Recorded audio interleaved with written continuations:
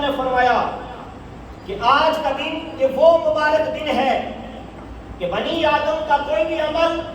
اللہ کے نزدیک اتنا محبوب نہیں کہ جتنا خون بہانا اللہ کے ہاں محبوب ہے۔ اور کریم نبی صلی اللہ علیہ وسلم نے فرمایا کہ جس جانور کی ابن آدم قربانی کرتا ہے وہ جانور بروز قیامت اپنے بالوں کے ساتھ، اپنے سینگوں کے ساتھ، اپنے کھروں کے ساتھ حاضر ہوگا۔ اور کریم نبی صلی اللہ علیہ وسلم نے فرمایا کہ جو آدمی قربانی کرتا ہے، قربانی کے جانور کا خون کا ایک قطرہ زمین پر یہ اللہ کی بارگاہ میں وہ مقبول ہو جاتا ہے۔ اور کریم نبی نے فرمایا فَتِیبُوا بِهَا نَفْسًا کہ عائشہ خوشی کے ساتھ قربانی کیا کرو۔ اور سمعین ذی وقار یہ ایک ایسا عمل ہے جو اللہ رب العالمین کو بہت پسند ہے، اور جو لوگ صاحب استطاعت ہونے کے باوجود اس عمل کی ادائیگی نہیں کرتے تو کریم نبی صلی اللہ علیہ وسلم نے ان کے ساتھ ناراضگی کا اظہار کیا ہے، ناپسندیدگی کا اظہار کیا ہے۔ رویہ عن نبی صلی اللہ تعالی علیہ وسلم، کریم نبی صلی اللہ علیہ وسلم سے یہ حدیث مقدسہ مروی ہے کہ کریم نبی صلی اللہ تعالی علیہ وسلم نے ارشاد فرمایا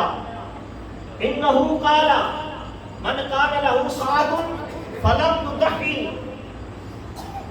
ان شاء یہودیا فلیمت ان شاء یہودیا او نصرانیا۔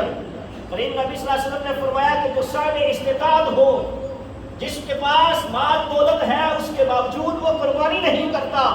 تو کریم نبی صلی اللہ علیہ وسلم نے فرمایا کہ وہ یہودی ہو کر مرے یا نصرانی ہو کر مرے، اللہ کو اس کی کوئی پرواہ نہیں ہے۔ اور ایک روایت کے اندر آتا ہے کہ کریم نبی صلی اللہ علیہ وسلم نے ارشاد فرمایا من کان لہ صاع فلم یضحی، وہ آدمی جو صاحب استطاعت ہے، اس کے پاس مال موجود ہے، صاحب نصاب ہے، اور وہ قربانی ادا نہیں کرتا تو کریم نبی صلی اللہ علیہ وسلم نے ارشاد فرمایا فلا یقربن مصلانا، وہ آدمی ہرگز ہماری عیدگاہ میں نہ آئے۔ یعنی یہ کریم نبی صلی اللہ علیہ وسلم نے ناراضگی کا اظہار کیا ہے کہ جو صاحب استطاعت ہیں ان کو چاہیے کہ وہ اللہ کی رضا کے لیے قربانی کریں، اور یہ عمل اللہ کے ہاں بہت محبوب ہے۔ اور سمعین ذی وقار آج کا یہ مقدس جو دن ہے، اس دن اللہ رب العالمین کی رحمتیں برستی ہیں، برکتیں برستی ہیں۔ اور سمعین ذی وقار ایک تو ہم جانور کو قربان کرتے ہیں، جانور پہ چھری پھیرتے ہیں، اور دوسرا یہ عمل بھی ہے کہ اپنے نفس کے اوپر بھی چھری پھیری جائے، اپنی خواہشات کے اوپر بھی چھری پھیری جائے کہ ہماری وہ خواہشات ہیں جو ہمیں دنیا کی عیش و عشرت کی طرف لے کر جا رہی ہیں، دنیا کی دلدل میں ہمیں پھنسا رہی ہیں، ہمیں ان خواہشات کو بھی ختم کرنا ہے، ان پر بھی چھری پھیرنی ہے، اور یہ خوشی کا دن ہوتا ہے۔ تو سامعین ذی وقار کریم نبی صلی اللہ تعالی علیہ وسلم نے ارشاد فرمایا کہ دو مومن بھائی جو اللہ کی رضا کے لیے ایک دوسرے سے محبت رکھتے ہیں، جب اس دن ملاقات کرتے ہیں، مصافحہ کرتے ہیں، معانقہ کرتے ہیں، اور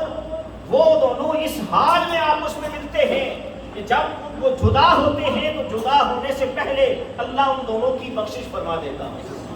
اس لیے آج کا دن محبتوں والا دن ہے۔ آج کے دن محبتوں کو تقسیم کیا جائے، نفرتوں کو ختم کیا جائے، اور آپس میں بھائی چارے کے رشتے کو قائم کیا جائے۔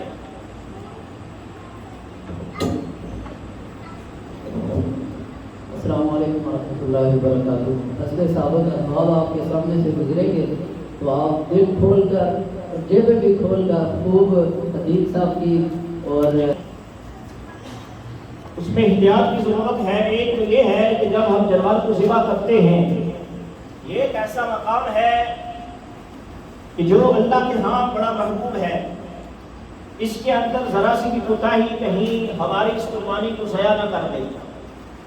ایک جو قصاب آئی ہیں ان سے یہ بھی گزارش ہے کہ جلدی کے عالم میں، افراتفری کے عالم میں جانور کو ذبح کرنے کے اندر جو خاص احتیاطیں ہیں ان کو ملحوظ خاطر نہیں رکھا جاتا۔ ایک تو یہ ہے کہ ہم جب تک جانور مکمل ٹھنڈا نہ ہو جائے، اس کی کھال یا چمڑا نہ اتارا جائے۔ ہمارے ہاں یہ بھی ہے کہ جلدی کے عالم میں ہم کوشش کرتے ہیں کہ فوراً اس کو ذبح کر کے، ابھی اس کا جسم مکمل ٹھنڈا نہیں ہوتا تو ہم اس کی کھال، اس کا چمڑا اتارنا شروع کر دیتے ہیں۔ تو یہ انتہائی غلط بات ہے، ایسا نہیں کرنا چاہیے۔ تو ایک عمل ہم یہ کرتے ہیں، ہمارے صاحب جو بھائی ہیں وہ بھی عمل یہ کرتے ہیں، دیکھنے میں بھی آیا ہے کہ جانور کو ذبح کرتے ہیں تو بعض جو جانور ہیں ان کی جان کافی تاخیر سے نکلتی ہے، ان کی وینس جو ہوتی ہیں وہ کاٹنے کے بعد بھی ان کی جان نہیں نکلتی، تو ہم لوگ ایسا کرتے ہیں کہ ان کی گردن کو بڑے زور سے توڑنے کی کوشش کرتے ہیں، تو یہ عمل بھی درست نہیں ہے، اس سے اس جانور کو اذیت ہوتی ہے اور شرعاً یہ بات درست نہیں ہے۔ اکثر دیکھنے میں آیا کہ جب خون نکل رہا ہوتا ہے، تیزی سے نکل رہا ہوتا ہے اور جانور کی جان ابھی باقی ہوتی ہے، ہمارے قصاب بھائی جو ذبح کرنے والا جو بھی آدمی ہے وہ یہ سمجھتا ہے کہ اس کی جان جلدی نکل جائے تو وہ اس کی گردن کو تیزی سے مروڑتا ہے اور توڑنے کی کوشش کرتا ہے، تو اس سے یہ بات درست نہیں ہے، شرعاً ایسا ذبح کرنا درست نہیں ہے۔ اور پھر یہ کہ ہم وین جب کاٹتے ہیں اس کے بعد جب اگر جان اس کی نہ نکل رہی ہو تو ہم کوشش یہ کرتے ہیں کہ چھری کا جو آخری کونا ہے اس کا نکا ہے وہ تیزی کے ساتھ اس کے حرام مغز کے اندر مارتے ہیں، یہ عمل بھی علماء نے کہا درست نہیں ہے۔ آدمی کے حرام مغز کے اوپر جب کوئی چیز لگ جائے، چوٹ لگ جائے تو آدمی مر سکتا ہے، یہ انتہائی نازک چیز ہوتی ہے، اور اگر ذبح کرتے ہوئے آپ اس پہ تیزی کے ساتھ چھری لگائیں گے تو فوراً جانور کی جان نکل جائے گی، اور علماء نے یہ بھی کہا کہ اس سے جانور حرام بھی ہو سکتا ہے، اس لیے اس کو تیزی کے ساتھ جو چھری کا نکا ہے وہ نہیں مارنا چاہیے، آرام کے ساتھ رینج کو کاٹنا چاہیے۔ اور اس کے بعد یہی ہے کہ اس کا چمڑا ہے جب مکمل جانور ٹھنڈا نہ ہو جائے تب تک نہ اتارا جائے، اور پھر ایک عمل یہ بھی کرتے ہیں کہ جانور کہیں اگر گر جائے تو ہم اس کو بڑی بے دردی کے ساتھ گھسیٹ کر اس کو سیدھا کرتے ہیں اور پھر اس کو ذبح کرتے ہیں، اس سے بھی جانور پر اذیت ہوتی ہے۔ یہ چونکہ ایک حساس معاملہ ہے تو کوشش ہمیں کرنی چاہیے کہ جانور کو تکلیف نہ ہو کسی اعتبار سے بھی، یہ عمل کرنا چاہیے۔ دعا کرتے ہیں مالک کائنات ہم سب کی قربانیوں کو قبول و منظور فرمائے۔ ایک کا طریقہ سماعت فرما لیں، سب سے پہلے آپ نے نیت کرنی ہے 2 رکعت نماز عید الاضحیٰ مع زائد واجب 6 تکبیروں کے پیچھے امام صاحب کے عمرۃ اللہ شریف اللہ اکبر، یہ آپ نے نیت کرنی ہے۔ اس کے بعد تکبیر تحریمہ کہی جائے گی اللہ اکبر، آپ نے کانوں کا ہاتھوں کو اٹھانا ہے، پھر باندھ دینا ہے اور ثنا پڑھنی ہے، امام کی ثنا پڑھے گا، مقتدی نے بھی ثنا پڑھنی ہے۔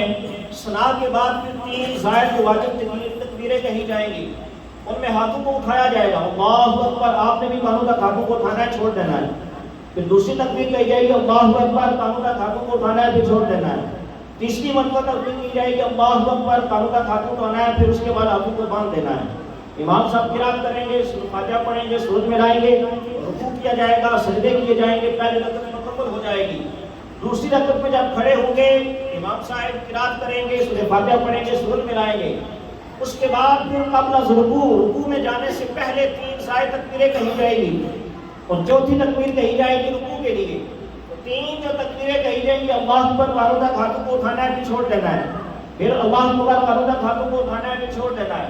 تیسری مرتبہ کانوں تک ہاتھوں کو اٹھانا ہے اللہ اکبر، پھر چھوڑ دینا ہے، اور چوتھی مرتبہ بغیر ہاتھوں کو اٹھائے اللہ اکبر کہہ کر رکوع میں جانا ہے۔ اس کے بعد پھر 2 سجدے ہوں گے اور اس طرح آپ کی 2 رکعتیں مکمل ہو جائیں گی۔ اس کے بعد 2 خطبے ہوں گے، اس کے بعد دعا ہوگی۔ یہ نماز عید کا طریقہ ہے، اللہ تعالیٰ عمل کی توفیق عطا فرمائے۔ سارے احباب صفیں درست فرما دیں۔